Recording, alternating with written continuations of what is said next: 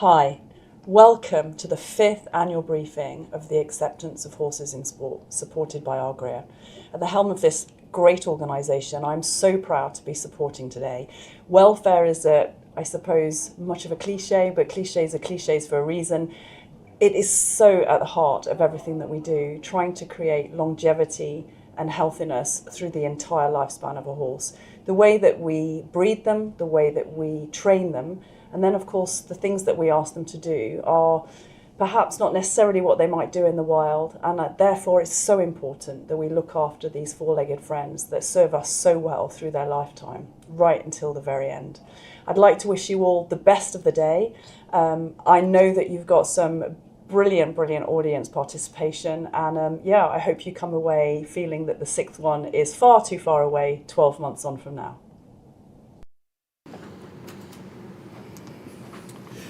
A very good morning and a very warm welcome and a thank you to Agria for all their wonderful support of World Horse Welfare's work, and to all of you for joining us today, whether here in Sadler's Hall in London or online, where I believe we have representation from sport organisation across almost every continent. So let's help set the scene for today with another short film. At World Horse Welfare, we believe every horse matters. Not just in moments of crisis or distress, but every day. We believe in putting the horse at the centre, in how we think, care, act, ride and work with them, in how we legislate for their welfare. We're here for the practical work: rescue, rehabilitation, rehoming. But we're also here to influence through research and education,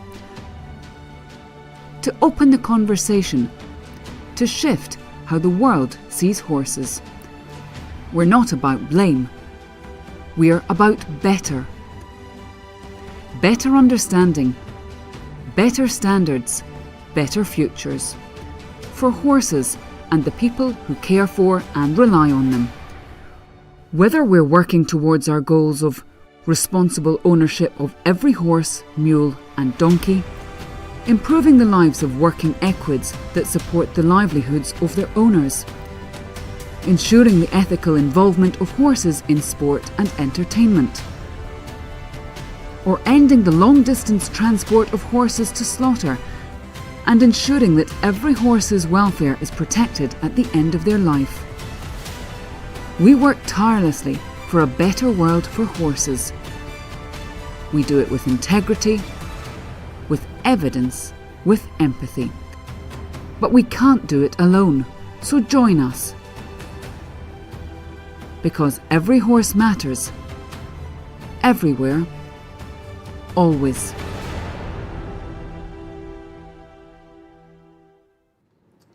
So inspiring people to put the horse at the centre of how we all think, care, act, ride and legislate, or in the case of horse sport, regulate, is what World Horse Welfare strives to do. And our mission is just as relevant today as when we were founded in 1927. Next year, we will celebrate our centenary. And like any other big milestone birthday, it provides us an opportunity to reflect on what we have achieved and what more needs to be done. We've already worked hard on our centenary, planning the conversations we want to have to shape our thinking about the future challenges in the equine world and how to address them. And there is no doubt that welfare will play a key part in the future sustainability of the sector, including in sport and racing.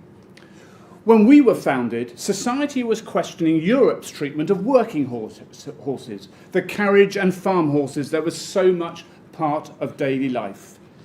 Today, society's questions have widened, very much including horse sport, which is the background to today's event. We have been holding this gathering for the past 5 years to help gauge public opinion on the involvement of horses in sport in the UK and monitor changes over time. At last year's event, we noted the significant initiatives by equestrian sport and racing, and there has been solid progress since. The FEI is pressing ahead with its welfare action plan, with the establishment of its independent advisory group, and real progress made on strands such as ethical training and fitness to compete, which hopefully should be communicated soon. British Equestrian has developed its own welfare action plan, and David O'Connor can speak to the significant progress being made in the US. British Racing has expanded the independence of its Horse Welfare Board, and their new strategy is due to be published this year, and Minette will be able to share more about that. And across the horse world, there has been a boom in the sharing of knowledge and practical tools to help everyone to give their horses the good life we seek to provide. But we also hear criticisms. For some, welfare standards in sport are already so high they do not need to change, and any attempt at improvement is only to appease the antis. That by talking about welfare, sport is only damaging its own reputation. Others say the welfare initiatives launched by sport to maintain their social licence are all talk and no action. But concerns about welfare will not go away, and you can only address an issue if you face up to it. Welfare has always been clear that improving equine welfare is pivotal, not primarily because that's what the public expects, but because that's exactly what it means to put the horse first. There is growing evidence that we can do better today, and if we know better, we must do better. So doing right by our horses, putting the horse's well-being at the centre of everyone's decision-making, has to be the fundamental goal for every sport. And yes, this is what the public expects, and it will enable the sport to thrive. As David Yellen summed it up so well at last year's event, the best form of PR is to do the right thing. We have previously shared the 2024 research undertaken with Britain's horse sector and saw that the public has a pretty good understanding of what horses need to have good welfare, that it's both physical and mental, that horses need positive experiences rather than just protection from negative ones. We also saw that half of the UK public had concerns that sport horses were treated more like machines rather than as the emotional creatures they are. With last year's YouGov results, we again saw the public have a pretty good sense of welfare. We agreed that ethics and education were absolutely vital to the future of horse sport. We discussed how we now know how horses learn and that we can train them according to how they learn, which is both ethical and effective. We also thought we needed to turbocharge good practices, with licensing of coaches and trainers a future way forward. So, how have things changed in the last 12 months? The results of our annual YouGov opinion poll of UK citizens taken in early May showed that over the past 5 years, public sentiment does not appear to be going in the right direction.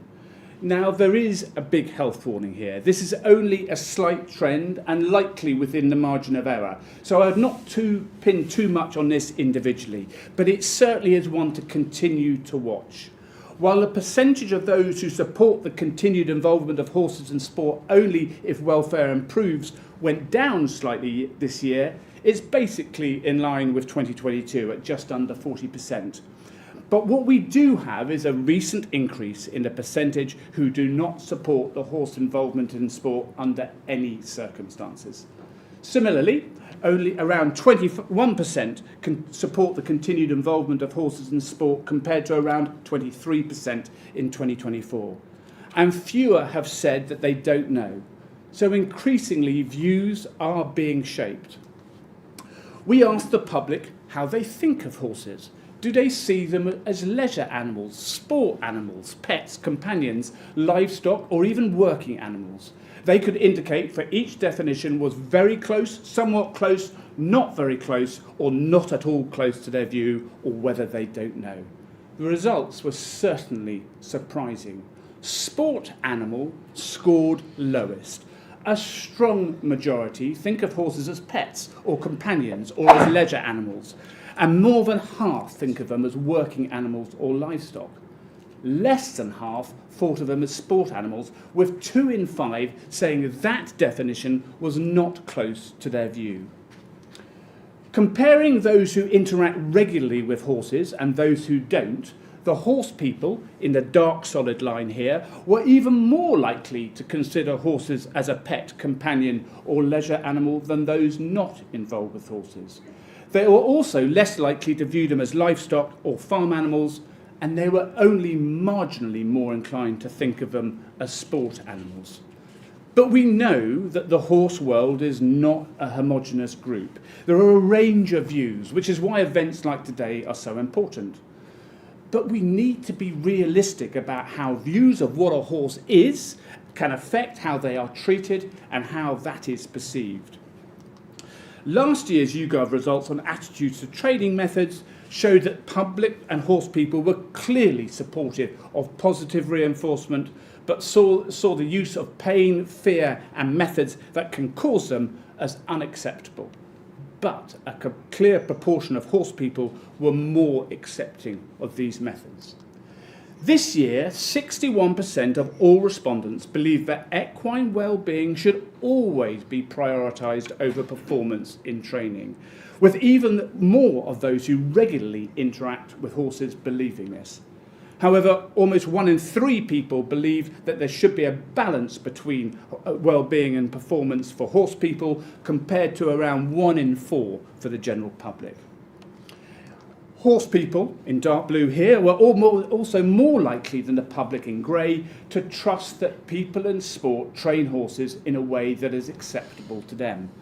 But around 1 in 5 horse people and the public do not trust sport at all with training, and almost 1 in 3 of both groups have concerns. If there is a conflict between the well-being and performance in training, 70% of the public and 78% of horse people said that well-being should always take priority regardless of the effect on performance. And some compromise was considered acceptable by only 12% of the general public and 13% of horse people. Now, when asked how acceptable it is to use training methods that cause short-term pain or discomfort to a horse if they are intended to improve performance, 77% of the public said it was not very or not at all acceptable. This includes 76% of horse people, though they're more likely than the public to find these techniques somewhat or very acceptable. There was more acceptance for the use of short-term discomfort or pain for the reasons of safety, but more than half of both groups think that it's at best not very acceptable, which will probably be a conundrum for many joining us today. Finally, a finding that might not be a surprise but should be acknowledged all the less is that the women feel more strongly about prioritising horses' well-being than men. Women appear less likely to support the status quo than men, with 28% not supporting the involvement of horses in sport under any circumstances, and 65% believing that there should be more welfare and safety measures in place. Women are more likely to see horses as pets or companion animals, and less likely to see them as sport animals. They also believe that a horse's short-term and long-term well-being should be prioritised in training more than men do. Given the significant proportion of women in equestrianism, might this provide an opportunity? So you've heard plenty from me, and I've still only scratched the surface. So I'm delighted to hand over to Lucy and this year's expert panel to explore these findings in more detail. Lucy. Thank you very much. I'm going to introduce our panel first of all, but please do think of some questions you'd like to ask of them. They're going to have a conversation with me first, but then they're here to answer your questions and share their thoughts and insights. So please use Slido if you're at home and have a think about questions you'd like for them. To my far left is Lydia Hislop, a face you will know well if you follow horse racing. Lydia's passion for racing was inspired by her grandpa, who was an unsuccessful punter and apparently terrified of horses. Lydia became a racing journalist straight out of university, and her career has spanned print and television, from the Evening Standard to the Times to the Guardian to BBC to Channel 4 Racing, and most recently Racing TV. She's still a columnist. She's a regular contributor to the Nick Luck Daily podcast, and her horse racing knowledge has led to her serving various roles for the British Horse Racing Authority, and she's also a long-standing trustee of the British Racing School. To my left is David O'Connor. I hope I'm not the only person old enough to remember him winning badminton in 1997. He's been one of the USA's most brilliant event riders, an incredible career. He won badminton, he later won individual gold at the Sydney Olympics in 2000, both on the Great Custom Made. After stepping down from riding at the top level, he trained the comedians for a time, and then he served various roles for the United States Equestrian Federation. He's been president, he's been chef de keep of the US team. They won't let him go. He's now chief of sport for the USEF. He's also served on the board of the FEI, and for the last 9 years has been chair of the FEI Eventing Committee. And with his wife and fellow rider, Karen O'Connor, he's bred and produced countless horses and trained a great many riders. He's done everything, essentially. To my right is another David Mountford, who became an army vet after graduating from Cambridge Veterinary School initially. He served in Cyprus and Hong Kong and with the King's Troop, and then left to join an organisation which would become World Horse Welfare. His current job that he's been in for several years, many years, is Chief Exec of the British Equine Veterinary Association, supporting vets around Britain. And he's also chair of the British Horse Council, which represents interests of the wider equestrian industry to government on things like digital IDs. He's competed in just about every equestrian discipline you could ever think of, including tent pegging, and has a horsey family at home with about 12 horses, which might be his way of telling me he doesn't know how many his wife slips through the books. He wouldn't be the first. And finally, Baroness Minette, just Minette. Yeah. Minette Batters is a lady for whom farming and horses runs in her veins, really. She was raised on a farm, still farms, lives on a farm, and her new book, Harvest, has been very well received. And notably, she was the first female president of the National Farmers Union. In terms of riding, she's race ridden quite a lot, had 30 winners in point-to-points and races, evented to advanced level. She's clearly an overachiever, and she's, for the past year, been chair of the Horse Welfare Board. So thank you very much, all of you, for joining us. I'd like to start with this first point about how people perceive a horse. Quite a few of us were a bit surprised by the classifications both horse interactors and non-interactors chose, with pet and companion being their favourite description and sport horse, sport animal, being bottom. David, what are your thoughts on that? Were you surprised by that? I'm not sure I was surprised. I think the population of horses in the UK has changed over a period of time, but for me that's not the most critical thing. And you can see on the World Horse Welfare banner there that every horse matters, everywhere, always. It doesn't matter how we categorise them. What really matters is what the horse experiences. And I think that that comes to pass in part because of the fact that we often conflate, as members of the horse industry and as members of the public, the difference or the two things, ethics and welfare. So whether someone considers a horse as being suitable for sport carries with it an implicit ethical consideration. Whereas whether a horse is well cared for, i.e. the level of its welfare, that's a purely welfare question, and we have a good degree of science and an increasing amount of science that can demonstrate good welfare. Ethics is a personal opinion. So they're different categories, and we should be careful when we interpret these results to bear that in mind, I think. And actually every domestic animal that we live with has some degree of welfare compromise, be that a horse in a paddock, be it a dog in a house, being it a cat being kept inside. None of them are living the life that evolution really designed them for. So what matters really is whether we are meeting their welfare needs, both their physical and their mental welfare needs. In reality, a well-managed sport horse can have fantastic welfare, and equally, a poorly managed pet pony in a paddock can have terrible welfare. The label, pet or sport horse, tells us very little. I think one of the interesting points, if we step back and look at that point again, every horse matters everywhere, always, is that horses receiving the least scrutiny are often those outside of the sporting bodies. And that doesn't give sport a carte blanche just because they look and have rules means they can get away with anything. But what it does mean is that we should consider every horse. So sport, we know, is increasingly engaged, is increasingly aware, and it is actually striving to improve. It should continue to do so. But it has vets, it has oversight, and it has reputational incentives to demonstrate good welfare. Whilst the use of a pet in some people's eyes has been more ethical, there's no industry oversight of pet horses, and good intentions without oversight don't always protect welfare. Thank you. Lydia, we don't often think of a thoroughbred as a pet. I'm sure there are some, but what were your thoughts on those labelling? Well, I suppose I'm within horse racing, and I'm part of a body that would be looking to scrutinise the sport in an objective way. I have one foot in the sport in that I have chosen to be a journalist on the subject of horse racing, and so therefore it would logically follow that if I felt opposed to the idea of horses in sport, I probably wouldn't have chosen this profession.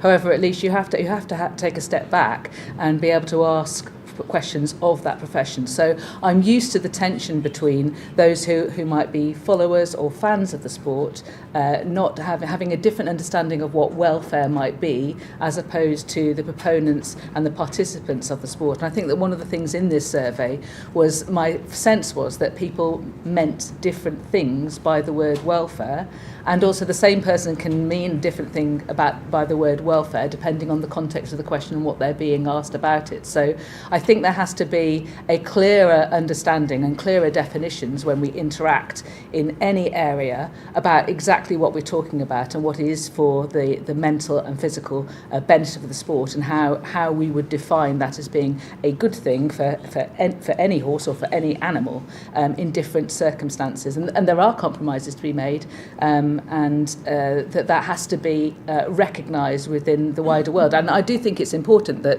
a horse that is, or any animal that ends up without a purpose, can often be the one that comes at greatest risk and becomes to be at greatest risk of their welfare, as I think we would all understand the word, being compromised. Thank you. And Minette, you also, I think, were a bit surprised by the low ranking of sport animal. I mean, it speaks to, I guess, a lack of understanding of horses in sport. I think here in the UK, if we compare ourselves with other parts of Europe, if you ask that question, you'd get a very different answer.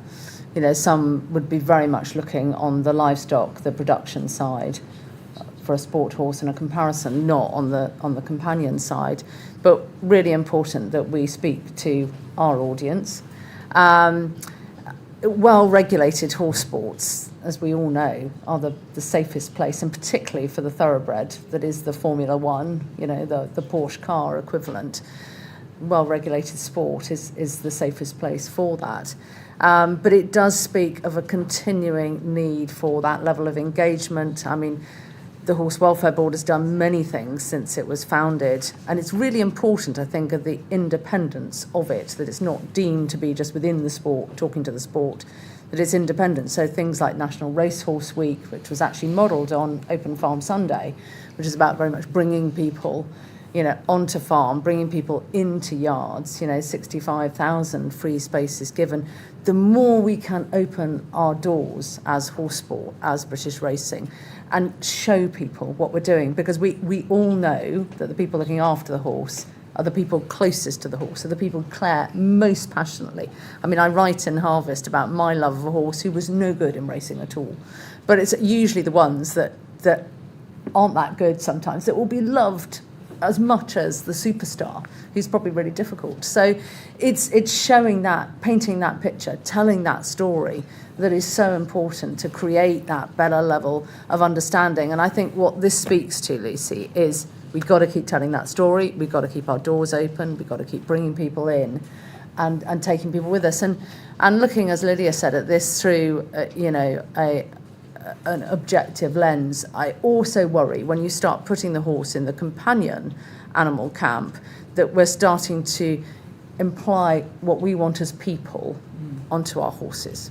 And that's a really dangerous thing, because actually what we want as people, if we apply that, and very much the same in the production sector, that is the last thing that horse wants. So keeping them separate and having the evidence as to why they are separate, and what, some horses, some thoroughbreds in particular, don't want to go out in the field. They don't necessarily like a neighbour, and yet others will thrive on going out in the field. So there's different things, but again, communicate, all of that, tell that story. And I think British Racehorse Week is a brilliant way of doing that. But it's 1 week in the year. This has got to be every week of the year. 57% of people in this recent survey said they wanted to see more safety and welfare measures in place to protect horses in sport. Obviously, a lot of work's been done on that and is continuing. The FEI is working through 31 recommendations from the Equine Ethics and Wellbeing Commission. But on a national level, David, USEF has been really active on this and busy. Can you tell us what are the next steps to improve safety and welfare that you're exploring? Well, I think I almost, instead of the next step, it's a little bit go over the steps that we've already gone, because when this issue comes up, you're always asked, and always ask people, all right, what would you do?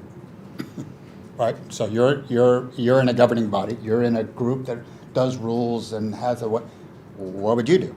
And so one of the things that we started out in stages was, the first was the education, right? To bring up the issues, to say that, get recognition that there's issues out there, and that takes a while, 18 months, or whatever. And then we started to look at our rules, and one of the rules that we changed was our aspect of being a national governing body. We have the ability to have rules within the horse show ground and within the horse show environment, but we didn't have aspects outside of the horse show environment. And so we expanded the rules, and the FEI actually does, but by 2 words, at any time, 3 words, at any time. Right, and that is in their rules, and so that means that they can have jurisdiction outside of the competition world, and so we expanded our rules to have jurisdiction also outside of the competition ring. We don't have the right to go on anybody's farm. We don't have the right for anybody to go look at, we don't have subpoena power. We don't have any of that kind of stuff. But if somebody brought something to us, right, and it was proved in the evidentiary process to be accurate, then they would trigger a regulatory process, and that has had an effect. And we have had cases starting to come through. We've changed also the education side of officials by this. We created what we call the stoplight guidelines, with red, amber, and green. So green would be something that we all enjoy watching, no matter what the sport is, right? But that's fun. That's enjoyable. It looks like everybody's having a good time. And then amber, would be something that would, start to make you uncomfortable. I know when I watch that, or something like I start to squirm. You start to make you feel uncomfortable, but it might only be for a short term and not actionable. And then red means it needs to stop. And educating people, officials, riders, judges, all the way across the board on things that we agree on. Of where those categories are, it has been an impact. So we're back to the education side. So I fully agree that actually education and stories are so important, especially out into the public side, because within two generations, there would have been a bunch of horses sitting out here. Everybody would have seen a horse every day, whether you're in an urban environment or a rural environment. You would have seen a horse every day. Now we have a large part of society that will never see a horse. And so they start to question how that is, and that relationship between a companion or a commodity, where really probably this organization started about the relationships being a commodity, too much of a commodity. And so that change from commodity to companion is the difference. I separated a little bit the companion and pet thing. In my mind, I think a pet is different. A companion, I find my horses are companions. I get great joy out of being around them, whether I'm riding them or just being there. So that does something for me. So that there's a companion side to that, and I think that's a question that we actually don't ask enough. Is we ask consistently through organizations and all that good stuff, what do we do for horses? But we don't ask enough what horses do for us. Minette, horse racing would be a field in which people sometimes lack confidence that they're trained for the long-term welfare, that short-term goals don't come into it and compromise that. What is racing doing to respond to these wishes for improved welfare and safety? What's next? Well, it's really important as the Horse Welfare Board that we take a view of the horse's whole life. So right from the beginning to the end, you know, we need to know where that horse is, and that's another issue that we'll probably come on to on traceability, which is something I feel very, very strongly about. But, you know, I think at every single level, I mean, one of the things that surprises me, Pip is here, who's led on all our schooling days, which have been hugely successful, but in every other sport, you know, David's sport, eventing, show jumping, dressage, a huge amount of work goes into schooling, preparation, and I think the schooling days are a real step forward, massive step forward. But of course, in the world that we live in of higher and higher and more regulation, you know, the cost involved. I mean, I can take a horse cross-country schooling. I don't have to have a vet there. I don't have to have a doctor there. For racing, that's different. So you have to bring all of that with you. That has cost associated.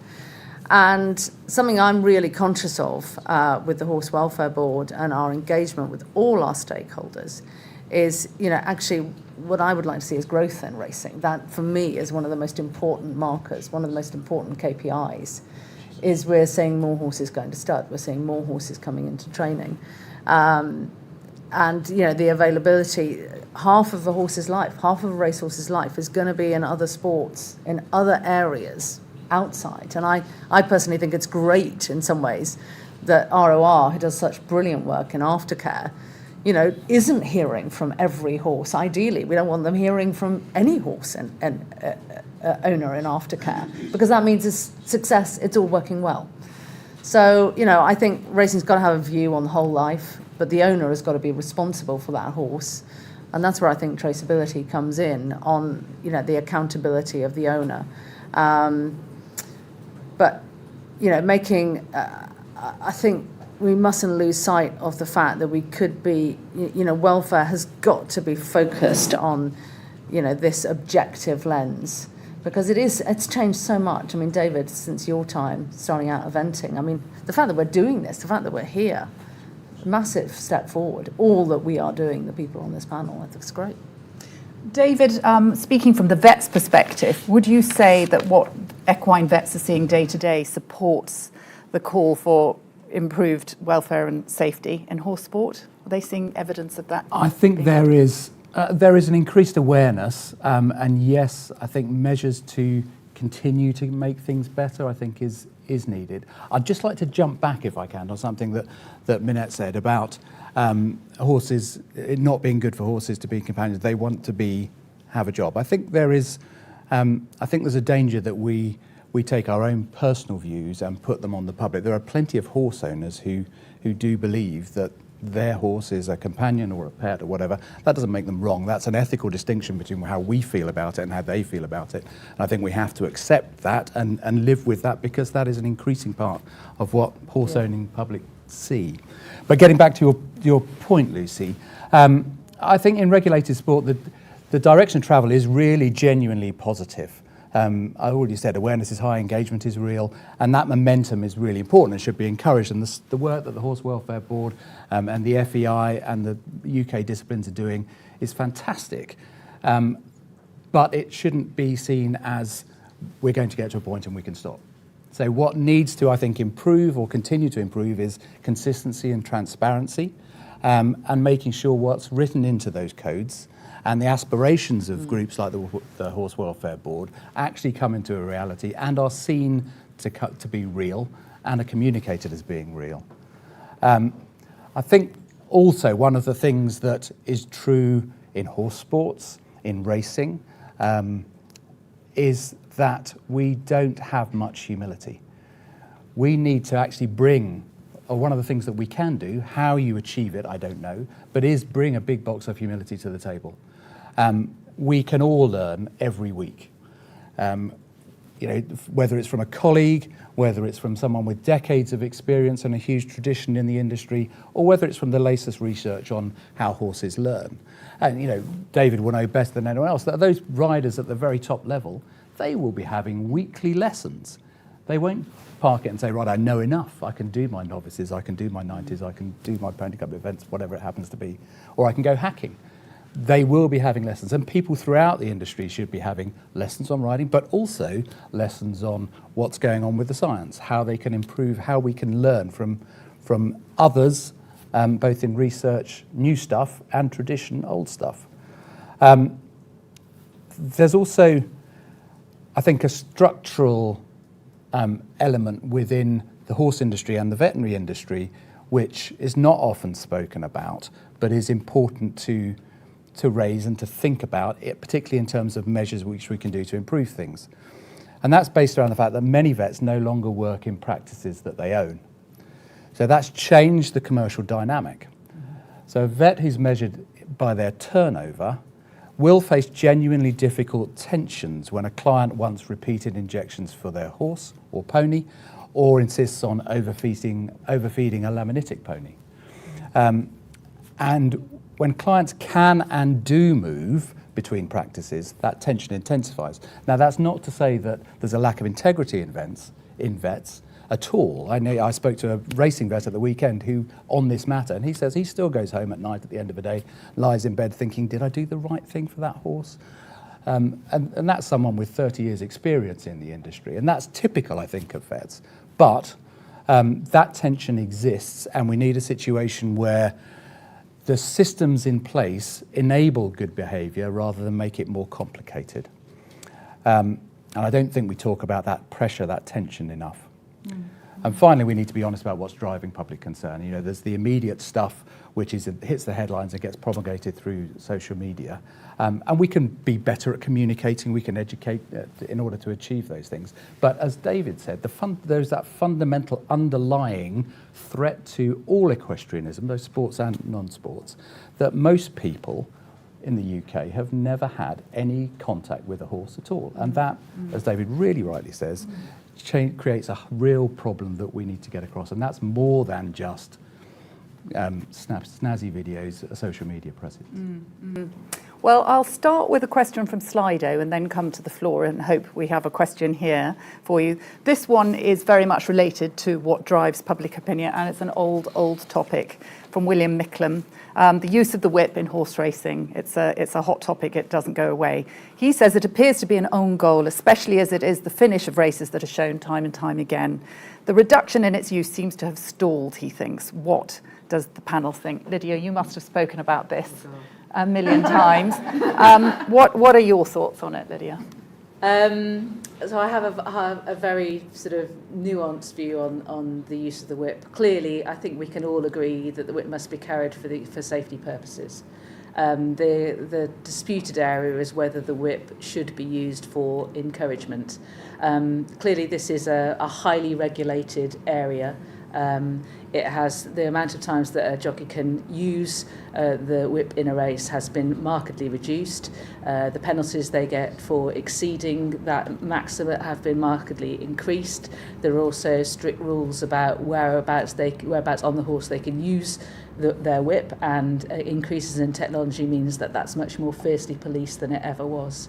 There's a tension between being perceived and actually getting the full athletic ability from a horse, and punters are used to seeing a jockey using their whip, and on some occasions a horse appearing to respond positively to it. At the same time, I would suggest that an injudiciously used whip is more likely to cause interference than stop interference, and to lose you a race than win you a race. However, I do accept that I perceive there to be a correlation between using a whip judiciously for encouragement and getting the best athletic performance out of a horse. And because horse racing is so funded by betting in turnover, the idea that people who are used to placing a bet on that horse will see a horse and think, well, the best has not been got out of that horse. I think that is a difficult tension for horse racing to be able to regulate on. Also, you have the question of the unintended consequence. What happens if you remove a highly regulated thing that is done in plain sight, and you have, at least in the short term, the same population? How are our humans, and we don't always behave the best way, newsflash, going to get the same perceived result out of the horse in front of them? Is that going to create a welfare risk we can't see behind closed doors, as opposed to one that is highly regulated, in plain sight, and televised from every conceivable angle? Thank you, very thorough, but I must ask you, Minette, as well, with your position. Is there more work being done on the whip? I mean, it is constantly raised as a bugbear by the public and so on. Does there need to be more work on this issue? Look, I think Lydia's done. I mean, she's a perfectionist at talking to this subject, and I think she's covered all aspects of it really, really well. You know, it's a highly regulated sport. I look at the journey of use of the whip in my riding lifetime. You know, what we have now is a very highly regulated sport. You know, when I started out, there were no padded whips. There was really no discussion around it. You've got as she says, a well-regulated sport. You know, the next steps, if there are next steps, I think we've constantly got to be alive with welfare and our interaction with our audience, and we've not got to ever say that any door is closed. So we've got to be focused on the best science that's available to us. Safety, I think, is an absolute given, that it is very much part of the tools in the box on the safety issue. But where we go forwards, let's continue to work with the evidence that we have. Let's continue to monitor our audience. But, you know, you go back to the regulation that sits around it and the punishment that is there for the misuse of it. And, you know, the evidence, I mean, we as a board, I know there is a desire to look at, you know, the acceleration. Do horses respond to that? And we've got to do all of that. We've got to have a clear evidence base in order to take, you know, a further opinion on the use of the whip. Thank you. Is there a question from those here? Ellie? Yeah, I've spent probably 15 years now pitching or selling horse stories to mainstream media, and that's everything from sort of the amazing stuff that Greatwood does to Silicon Valley Heiresses show jumping, the results of badminton, Burley, etc. My concern is that we have lost control of the narrative as far as editors are concerned. By way of example, I pitched the story of Ros Cantor to 9 publications, both before, during and after. The only response I had was somebody saying, Ros Dujardin competing. Have we got to the point where governing bodies, and I think this is probably a question for Minette and for David O'Connor, governing bodies need to make more drastic actions, and what would they be? Are you thinking when a rider misbehaves? That, and maybe, dare I say it, banning dressage from the Olympics. Okay, that's a big question. David, over to you. The struggle. The struggle to get equestrian coverage, mainstream equestrian coverage, is very real, and thank you to Ellie for persevering in trying to secure it. Do we need? I mean, you chair the eventing committee. How often do you discuss, you know, really more drastic actions that would give equestrian sport more credibility in the wider world? Well, I'm gonna probably tout our horn a little bit here, just because I think eventing has actually been in it for 25 years. Right, when the Higginson report came out in 2000, that started actually with a conversation about humans and ended up with a conversation about horses. And everything that has been done in the education in eventing, in a drastic side of reducing horse falls, right? That became the goal. It was the number one thing that was said in the Higginson report in the lead. Everything that we have to do has to reduce horse falls, right? So in that aspect, the first thing that we had with this is that we did not know what we were talking about in any way, shape, or form, because we had no ability to have data. And so one of the first projects, boring in the background, all that kind of stuff, is this creating a database to be able to track. So in eventing, like every single fence in the world in the FEI is tracked. Everyone's recorded, everyone's tracked. What happens, what type it is, we have to go through that. And so that's become now, 20 years later, and realistically, as with all databases, we probably have 15 to 16 years of really, really good data now about those type of things that you can start to make those decisions. So the decisions were actually based on evidence. Frangible technology. What are we going to, how do we use that now? I mean, when we started frangible technology, you thought that the sky was falling and that I shot somebody's mother because people were so angry. You are changing the sport. You're changing well, actually, when you look at eventing now, it's fun to watch, and it really hasn't changed the aspect of the sport. There's different ways that it has, but in the actual fundamental side of what the core of eventing at, it hasn't changed the core of eventing at all. But it has saved serious incidents. So by doing that, we've reduced rotational falls by over 65% just in the last 15 years. We've reduced horse falls by 40%. I'm going to check you. I know you're doing a brilliant job with the eventing committee, but are other sports lagging? We have had some terrible stories in dressage. Do you feel that others, I know you said eventing's on the front foot with this, are other sports a bit slower? I think the point was, I think the eventing is more comfortable with it because they've been in it longer, right? So they've been doing this for 25 years.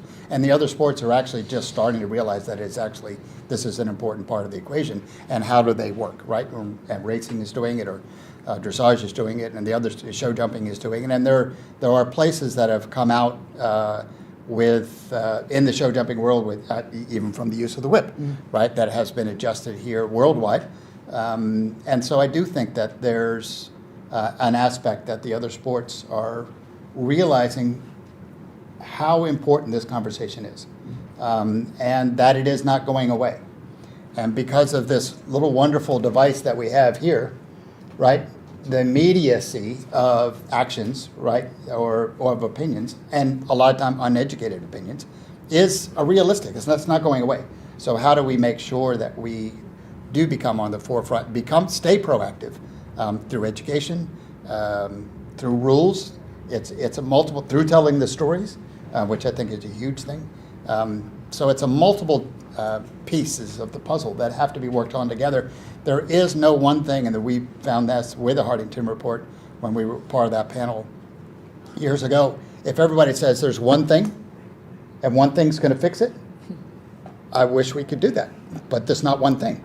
It is 27 different things that have to come from lots of different angles. And you have to, one of the beliefs that I really do is that through using data and now using even science with the science of how horses think or how animals think and all that kind of stuff, being able to use that gives you the way to be able to measure that you are actually making a difference. Or actually, you came up with the greatest idea ever, and then you find out 2 years later that it had a negative effect or no effect at all. And so being able to measure those type of things is an important part. So it's a complicated puzzle. I wish there was one answer, but it's a complicated puzzle. Minette, racing's looking hard at that puzzle as well, and data and so on. How is racing working in a way that might help gain more airtime for racing long term? I mean, can I just pick up on the Ros Cantor point? Because I think racing, it has an audience. You have racing TV. We're on ITV. Racing is publicised widely, so it's out there. For me, what was so strange, and what I think we need to learn from quickly with Ros Cantor was it's probably the most exceptional performance. In fact, I think I'd say it was the most exceptional performance I have ever seen in my lifetime of a rider and a horse. In how she competed at badminton, and having just had a baby, it's beyond the realms of all possibility, quite honestly. And so the sport has got to learn from that. British eventing has got to learn from that. Everybody has got to learn from that, because Ros is not someone who seeks the limelight. She's not an influencer. She doesn't want to be. She's a rider. And that's what she's proud of, and that's what she wants to continue to do. So the sport has got to learn, because to create stories, and I had a huge job at the NFU when we left the EU, And I was really clear that it had to campaign. It had to campaign if it wanted farming's voice to be if it wanted to be heard. And we couldn't just keep talking about farming, because we're all very, very good at talking to each other. You know, farming is brilliant at talking to farming and telling everybody else what it should be doing. But if you are out there and engaging, I mean, I'm really struck by the depleted number of riding schools in my area at home. You know, when I grew up, there were about 10 riding schools within a 10-mile radius. There's now 1.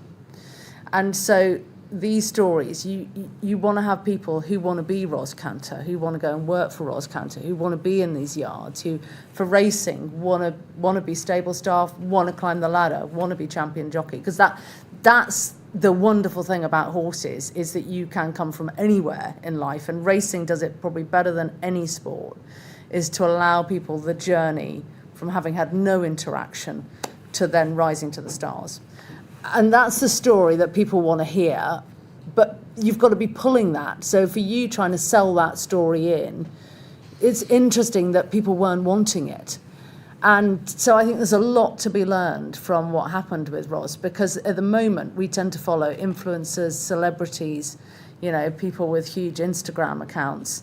And actually it's not all about that. And the moment it's just driven by that, that's wrong for every part of horse sport. Sorry, I'm talking for too long. Oh, don't worry. Tell I feel strongly about this. Can I just make a couple of quick points? I think one of the things that keeps coming back to is urbanisation, and the fact that society are much more urban than we used to be. And with that comes a lack of understanding of what that achievement means, and why, and what a horse person does with a horse. Being able to analyse that and for the public to understand why that is good and how they achieve that. I think that's what's lacking, in sort of being able to give people the tools of understanding to be able to watch something like that and see why that was good. And I think that's a key form of communication that needs to be made in order to reach people to further understanding. And from the media side of things, one of the problems is that increasingly media organisations are just driven by clicks as opposed to driven by properly interacting with stories. And, you know, we, society, have built up that situation via the internet. People used to be getting things for free, and in the end, everything has been built around getting more eyeballs, getting your attention. So all horse sports have to work out how we can reach out, broaden people's understanding, and make people and explain to people why they should be interested in this. I think that's the key thing. It is communication, but it is communication in an instant, democratised, efficient kind of way that actually grabs people's attention, because that's the economy that we're all working in, the attention economy, and that's what I think everybody's communications focus needs to work on. Thank you. I've got a question here that I think will apply to the two Davids. It's a very good question. People overwhelmingly, asked Janet Douglas, thought that well-being should be prioritised over performance. To what extent do vets counsel owners about the effect of a particular treatment on the horse's overall well-being? This is a thorny one every equine vet must face every week. Do we inject it again? And so on. To what extent are you able to counsel owners so that you can think about well-being more than performance? It's a really good question and a really challenging one to answer in a sentence, but I'll try and be concise. What I think, however, that we need in terms of getting stories out there is a Clarkson's Farm for horses.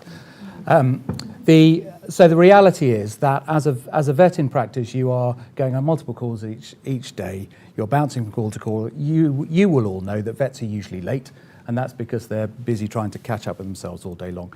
So there are some vets who would be absolutely diligent about warning of every potential long-term consequence in 2 months, 2 years, 10 years' time of a particular treatment. But that will be influenced, as I mentioned before, because of the tension of who the owner is, who the trainer is. It will be influenced by the number of calls that vet is dealing with, and it will be influenced by the individual vet themselves. So there are lots of moving parts. Is it perfect? No, I don't think it is perfect. Would most vets, given the time and opportunity and a receptive owner or trainer with an open mind, yes, I think that would be most vets, probably all vets' ideal way of doing things and what they would intend to do. Have we got a question from the floor at the moment? Jane. Oh, there's a microphone coming, Jane. Yes, I'd just like to say how interesting all the conversations have been. But I think one thing that's slightly missing at the moment, and Lydia almost touched on it really, is communicating to the public the sort of how and why a horse does what it does, or why it doesn't do what it does.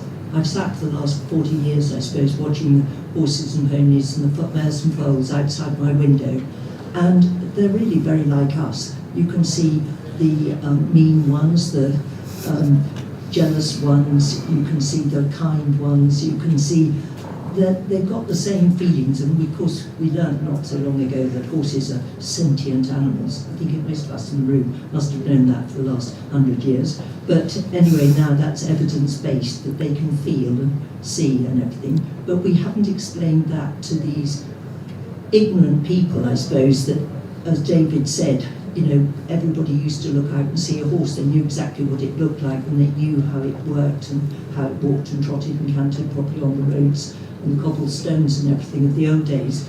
But nowadays they don't. And somehow, with all this wonderful research we are doing, we're not quite getting across, as you said, it's communication to the general public, why a horse thinks like it does, why it won't always respond to what we're asking it to do, why it's not cut out to do a certain job.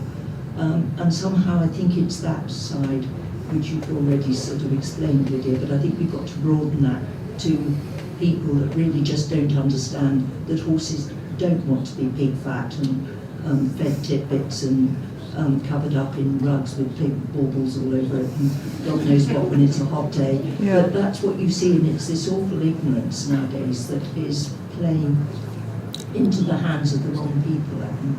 Yeah. If you get what I mean. Thank you, thank you. There's a question here on Slido which I think is interesting. What are organisations such as governing bodies doing to encourage their professionals, that means riders, coaches, trainers, not just riders, to provide better species-specific care for sport horses, focusing on overall well-being than just harm prevention? David, do you see improved species-specific? Do you think people are focusing on overall well-being better? Are they getting the message, and are they constantly learning about that as well as just avoiding injury? Yes, I actually do, because I think the realization of how social horses are and their social needs is a conversation that's been a very positive thing for everybody. And how you apply that into your training programs, about, not everybody has the ability to turn out all the time. I mean, that's realistic, right? But I think it's way more about the social interaction, and horses have that unusual gift about having the ability to replace some of the social interaction they have from horse to horse, and they can do that with a horse to a human, as long as the human understands a little bit what that relationship is needed and what the horse needs out of that, not just what you needed out of that. And I think that's an important side of the understanding. And I think the more that we talk about it, the more that we get it out there, the more that that ends up being in a place. Because, and I will say from horse people, and I laughed at the thing about farmers talking to farmers and everybody just talks to each other. It's the same thing with the horse people, right? And the horse people, we all have language. That half of them sound like nuclear terms. So in the end, we have our language, but how do we actually explain it to the public? How do we actually explain it to our place? One of the lines that I use a lot of times like that, and I come from a sport that, like racing and jump racing or anything like that, the horses are going fast, there's like that. There is absolutely no way you can make a horse jump around Babington. Mm-hmm. You can't. Mm. There's no you can't make a horse jump 1.60 m. If he doesn't want to jump 1.60 m, he's not going to jump 1.60 m. If he's not going to doesn't want to go around Babington because of the physical limitations or mental whatever, he's not going to do it. I have a horse that I have right now. He's on the front page of the Horse and Hound for $1. This horse called Phelps. He was bred by a very, very good racehorse called Tisnow. Well, Tisnow used to, and I've seen him, he doesn't breed anymore, but I went and saw him because he's in Lexington. He used to go out to a racetrack in training. Yeah, no. No, not going out. and they used to turn around and just take him back to the stable because he would say no. Now this is a horse that won the Breeders' Cup twice. I think one of the only horses has done that. Yep. But he has a personality of that has to be recognized, and I believe that we need to talk about it. We need to talk about it in a way that people can understand, and not just talk about it that we all get it. But how do we get it out to the public that the public can understand these things? But there's absolutely no way at the top level of the sport. There is no way you can make them do it. They have to have an enjoyment. They have to want to think. Yes, they've started jumping this big, and then they're going to jump that big. But at some point, they got that gear that they love playing that level of a game. So this is all great that, we think more and more about well-being. We need to convey that we think more about well-being and understand better over time what horses want from life. But there is still this slightly worrying 2% increase on people who have no time for horses and sport. We're not going to over-egg it, but it is there, this 2% for 2 years growth. And we have discussed before this meeting a little bit how much more on the political agenda equestrian sports have been lately. We've had the Greens talking about horse racing. We've got the current Labour government wanting to ban trail hunting. Lydia, you are someone who loves horse racing, has lots of London friends. Where do you think this growing, if it is real, growing intolerance is coming from? I do think it partly comes back to that urbanisation and a disconnect between what a horse is, what a horse would want, a projection of what a human would want onto an animal, and not understanding sometimes when that is actually a negative thing to do. I think that is something that happens. I think high profile blowing up of certain incidents that are objectively negative. I don't think that has helped, and that tends to feed you've already described almost a thirst for more of that kind of thing, which sort of appeals to our sort of worst perspectives. I think in terms of how sport should respond. I mean, it does come back to the original thing that Rowley was saying, which is we need to communicate and educate better, but we also need to challenge ourselves to do better, because the idea that in one of the surveys it was sort of like horse racing, equestrian sport is already regulated enough, we don't need to do any more. I mean, that is an absurd position to take, isn't it? If we think and look back over time, over many, many years, the things that we have improved, the things that we have come to understand better, the idea that we wouldn't bring new technology, new understanding data to be able to make things better is just an absurd position to hold. And so it's a way of gently challenging ourselves, so those who are inside the sport can look inside and challenge ourselves to do better, and then we're also better armed with that understanding to communicate outside of the sports. I think that's the most important thing to be focused upon. And if I may jump in here just for a second, I think it's very, very important that the organizations themselves are the ones that are the driver of that, right? So when you're talking about the individual sports or the national federations or what's happening in each country as well as international federations, is that they have to be the drivers of that, so it's not into a place where it actually gets regulated for you, which means governments, which means, and I'm not that I'm anti-government, because even USEF is a government, right? FEI is a government. I mean, so it's not that you're against that, but then you have suddenly a bunch of people that don't know what they're talking about regulating a sport that they're not passionate about. So it has to be internal, and if it's not internal, then the outside forces start to come in and look and come in to regulate you, and they're never going to be as educated.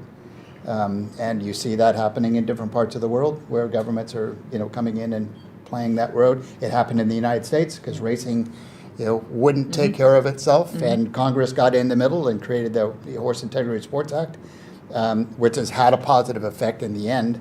But it's only because racing wouldn't take care of itself in the United States, because they did the states' rights versus federal government, blah, blah, blah, blah. So fail to be proactive at your peril. So if the organizations have to be proactive, and I think that comes back to a little bit the question before about, are we reacting enough? I don't know if we're ever reacting enough, but we have to make sure that we change from reactive to proactive, and more that we're proactive about things. From an organization's point of view, the health of the sport can grow. David? I can completely agree with the principle of where you're heading there. I think it's absolutely critical that we change and we evolve and we are proactive. Where I would perhaps challenge you is that it needs to be just those people who are passionate about the sport. I think one of the risks that we have across the horse industry is that we sit in an echo chamber, and we've heard a little bit of that today. We have, and I'm guilty of it too. We have opinions of people who keep horses in a different way, or people who don't see horses on a regular basis, or rarely see horses. And I think we need to understand the arguments of people outside of our sphere, but make sure that the rules that we're applying can be applied pragmatically and sensibly. Coming back to the survey, there was one really interesting point, which was, I think if I've got it right, that about 70% of people who have regular interactions with training regular interaction with horses are concerned about training methods. Roughly, that was about right, I think. If that's the case, then most people who are involved with horses think everyone else is doing it wrong. And I think that's a pretty good indicator of how we generally think of ourselves in the horse world against the non-horsey world, but also between racing and show jumping, or between show jumping and dressage, or between happy hackers and national hunt racing. Is we always think we do it really well, the others are not doing it well, or those issues, I think, is where we can really come together by explaining within our industry. If we can agree within our industry what is good practice and what is good welfare, then there is also the potential to persuade those who have no contact with horses. I know you want to chime in, but I've got a question for you, I think, that fits well here. Alana Chapman has said, given that over half of respondents either have concerns or do not trust that horses are trained in ways they consider acceptable, what concrete measurable changes can the industry commit to in the next 2 to 3 years to develop public trust? I know you've got multiple projects going with your Horse Welfare Board and a really interesting pilot underway. Are you able to tell us a little bit about what's new, what's next? Yeah, I mean, I suppose what I haven't done also is give the Welfare Board has only been going for 5 years. I say only been going, but that's quite a long time to have got from where we were to where we are now. And the development of, this is a sort of bridging year from the 5-year strategy before of a life well lived into the next phase, and very much welfare champions on every yard, is a big part of that. Ground and going at home, our investors, the Racing Foundation and the Levy Board have invested in ground and going at home. The whole life cycle, we tend to focus on a race course, don't we? And I think actually the race courses, the vets, I was at Newbury with the vets the other day, and I think they are doing an amazing job on the race course in front of everyone, ready to deal with anything and everything that is thrown at them. But we've got to do this right the way through. And, the earned recognition and the sort of, trainers, racing, horse people, we are competitive, aren't we? We want to be learning from. And the ability, I think, with getting those champions on the yards to make this a sort of competitive space, but also to the knowledge exchange point. I was talking to Nicky Henderson the other day, and he said, well, we the trainers have decided that's good. And we the trainers, we have decided to be equipped with the very best facts.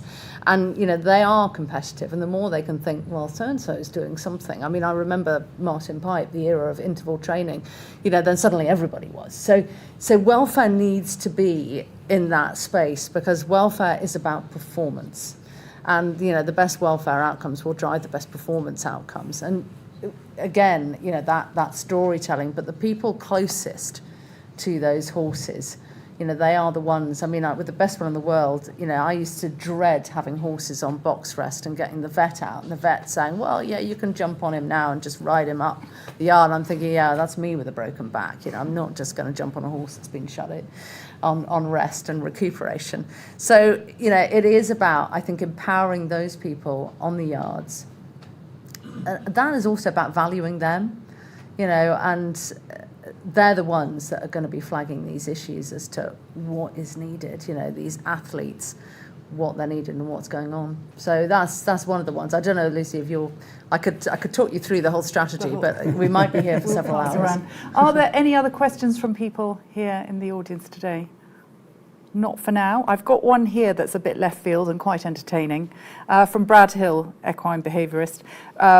Bridleless competitions are likely to be more palatable to the general public as they appear to demonstrate a higher level of horsemanship. I think we've all, if those of us who are on the dreaded social media, are seeing quite a bit of this at the moment.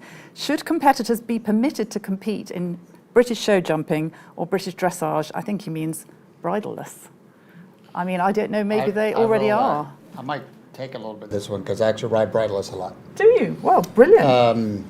And in our work of training horses, round pens, teaching horses to jump on their own. So all of our horses end up riding bridleless, right? And we can go out hacking, we can do a bunch of stuff.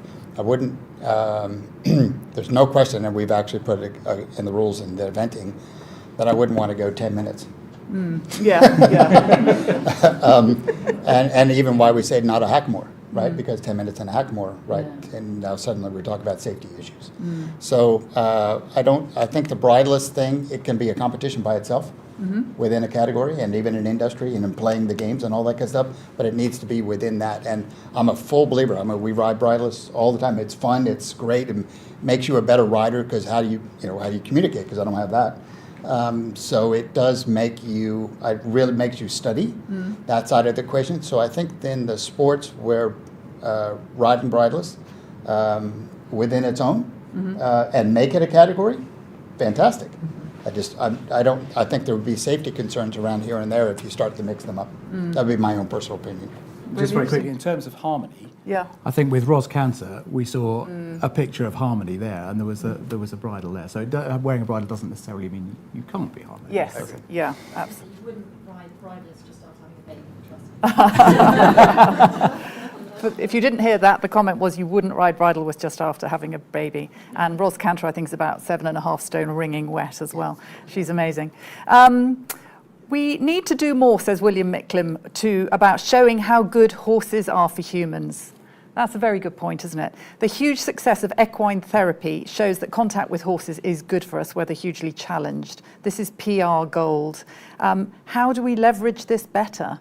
It is quite difficult to convey. I suppose he's talking about, horses on the ground as therapy, but, much like dogs, horses are therapy for a lot of us. I mean, is this PR gold we could do more with, Lydia, as the journalist, do you think? I think it is. I think we need to talk about it more often. There are many participants who talk about how their mental well-being has been improved by their interaction with the horse, that they have found a way to be happy in life via choosing this as a role in life and being exposed to the rhythms of being around an animal, caring for an animal, and looking out for an animal, and just spending time with an animal. So yeah, I think it needs to be done more consistently. However, the difficulty I think comes is when it's used when a sport might be under criticism for its usage of animals in sport, and it mentions this as part of it. I think this needs to be part of the general, everyday communication of what an element of being in equestrianism probably hasn't really been thought about by the wider public, and so this needs to become a sort of a commonality, I think. Yeah, really interesting. Yes, Connie. Sorry, I'm going to say... There's a microphone just coming to you, Connie. There you go. So with this whole subject, is it not the fact that people who are not horsey are saying things that they don't like, and we need to, and some of those things we don't like as well, some of the stuff we're saying we don't like. Is there not a way where we can get rid of the things that we don't actually like? So actually the conversation should be about I think James slightly sort of mentioned it, but how does that horse actually feel? With the dressage, there's lots of people who don't ride who can see behaviours in horses that people who do ride don't actually see, because we've been trained not to see it because of the way we've been educated, especially a lot of people in this room who may be, older than 30. And so, you watch dressage test, especially pure dressage, and there's a lot of behaviours horses are showing which are distress behaviours. Surely we should be doing something where on the panel of judges that are not just necessarily dressage riders, but they are behaviouralists or the right sort of person who can, you know, I often think at the end of the test, you have a mark out of 20, a big mark, where if your horse is grinding his teeth and swishing his tail, you know, that just goes right down. That horse does not win the competition, because the whole thing is, it's not about what we think in this room, it's what the public thinks. And I think, but I think a bit of that has been missed today. I think we've been talking to each other about what we all love, which is horses and horse sports. But actually we should be looking at it from the eyes of, you know, a normal person. And those normal people are seeing behaviours that they don't like, and they are correct about those behaviours. I think one of the things that, as you brought up before, was the openness, right? The more that warm-ups are open to people, the more that your yard of training is open to people, the more that those eyes are on you. We have an expression that we did in the United States: if you can't train in the middle of Central Park and explain it and have people like it, then probably you're doing it wrong. And just that aspect of openness and eyes will actually start to, as the world of dressage is looking at it, right? They are seriously looking at the change. You've already seen it to a slight extent, but I think you'll see things come out this year about, you know, judging, right? So that's not going to win, right? And then people will also, being competitors, right, will also change because you want to win. And so I think the openness, it's not as fast as everybody wants. There's no question. Everybody wants to hang the person on Monday morning. But in the end, I think the openness and being willing to be open, whether it's talk about yards, talk about training, talk about warm-ups, talk about competition, that is the way that is going to permeate all the way through the decision-making. Did you have a final point? It's probably our final point before we... I do think it's a really important point that you've raised. And Pip in front of me has been out on the road dealing with all our stakeholder conversation. And believe you me, everything that we are talking about and our strategy the trainers are not out there saying, yeah, great. So there's a real leadership challenge and engagement. And what we're doing, you know, Jessica Stark, as head of comms here at World Horse Welfare, sits on my board. Neil Hudson, as a vet and an MP, sits on my board. So that we are not just talking to racing. We have diversity and challenge, and, you know, they challenge us, and then we have to go out and sell that message to everybody, to all of our stakeholders, you know. And I think it's really important that we are relaying that message, you know, that there is not just, as Rowley said at the beginning, you know, well, if you lot stop talking about it, everyone will forget about it. That is not the case. People are looking at horse sports, they are looking at racing, they're expecting us to act to what they're seeing. And we have to act, and we have to keep learning on what is a road that will never end. You know, this iterative journey, as we learn more, as we know more, we engage with academics, we engage with the RVC, you know, the innovation that is coming up, you know, the work on sleep, gait, soundness, technology, heart monitoring, all of those things that give us better signals on behaviour. Then there's a leadership challenge to go out to the industry and say, you know, this is what is happening. This is the latest research. You need to try that. It's a constant, I'm not going to say battle, but it's a constant challenge to lead and take people with you. And I think we've talked a lot about communication and educating people. People have got to be interested if they're going to be educated. Us saying, you know, you lot need to learn, and this applies to people within the horse sport as well as our audience. They've got to be interested. I mean, we've got Epsom on Saturday. You know, I would love Epsom to be lined like it used to be, with people absolutely loving to see the horse. And that's what we've got to all, I think, together try and get back to through the lens of welfare. And, you know, what I said about growth, we've got to get more people involved with horses and the love and what it gives all of us. We know it. We're passionate about it because we've been fortunate enough to experience it. That seems a brilliant note to wrap up on. Thank you very much, Minette, the Davids, Lydia. Thank you very much. Thank you so much for that panel. I love the idea of a Clarkson farm for horses, and given Roz's extraordinary performance at badminton, I'm sure she'd be thrilled with that idea. it should be called Canter Farm. The real question, of course, is which of our two Davids is going to be Caleb and which one's going to be Jared? But more seriously, I think, thank you, it's been a fascinating discussion, and I think and it's been touched on today, when we think about public opinion and opinion more generally, what's come shining through in this survey as well as the previous FEI surveys is this a real sort of variation of opinion within the horse world as without. So I think it's not, of course there is a challenge with the wider perception of horse sport, but actually there's an internal challenge, and so I think it's always, when any challenge that you have, anything that, whether in your personal life or work life, I think it's always so important to look in before we look out. And I think that's something that we've got to constantly take away, that it's, yes, there may be issues out there, but let's get home sorted first before we start thinking about how that's going to reflect externally. So I think there's a lot to be taken in that. We've talked a lot about ethics, well, some about ethics and welfare, and of course they are separate, but they are connected. And I think there's a lot that we need to think about in our personal ethics and societal ethics, and about how that needs to drive welfare and welfare standards.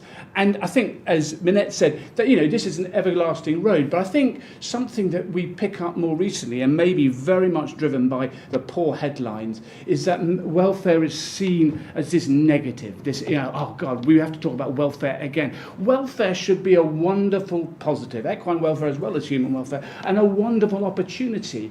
And I think there is that collective responsibility of all of us to help with that. And I think we should always be minded. We've talked a lot about the veterinary role, but it's the coach's role, the owner, the rider. There's so many people involved. And for all of us, we've always got to remember the standard we walk past is the standard we expect. So I think there really is a collective piece to help us take this forward. And the final thing, obviously, there's a lot of talk about what happens at competition and on at the race course. But we've talked a lot today, obviously, about training. And Minette obviously talked about the whole life of the horse. And that's what's got to drive us. I think in terms of how we can, how sport can really sort of talk about the sport in a confident way, is to really tell people and show people that the horses in their care have good lives. And I think that is a real challenge. It's challenging to do, and we're learning all the more, but it's all about having confidence with humility. And I think the challenge sometimes is for us to make sure we are confident at the right time, because there's lots of good things that are happening, but also be humble to recognise that across the horse sport and across the horse world today, there is practices we don't think are acceptable. So I think there's so much for us to take on board there. But I think above all, welfare, equine welfare, is a huge opportunity for us to sell the equestrian sector at large. And we've touched on therapy and the benefits that horses bring to people. But at the end of the day, we've got to make sure it's a partnership of which humans are in charge. And we've got to make sure that we provide our horses throughout their lives, whatever their role, from companion to elite sport horse, with a good life. Thank you so much to Lucy, to our panellists, David, Lydia and Minette. Thank you so much for joining, whether here in person or online. The recording of today's discussion will be available online afterwards. Thank you very much, and look forward to seeing you next year. Thank you.